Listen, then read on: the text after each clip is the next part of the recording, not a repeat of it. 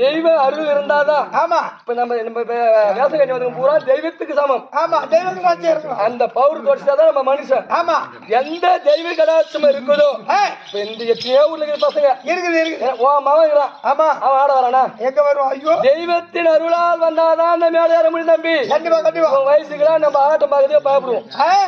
அப்ப எதுகள் ஆட்டம் உட்காந்து பார்க்கறதே பயப்படுவோம். ஆமாமா இந்த தைரியத்தோட வந்துக்கிறான் பாரு. ஏன் வந்துக்கிறான் தெரியுமா? இவங்க அம்மா இறந்துட்டாங்க. அப்பன் சரியில்லை.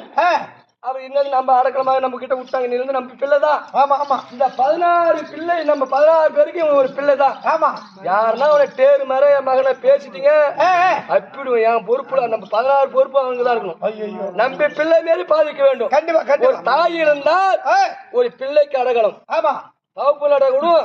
தாய் இருந்தா காப்பாத்திடுவா. கண்டிப்பாமா அவன் தவப்பு புடிச்சுக்காரானே என்ன பண்றது?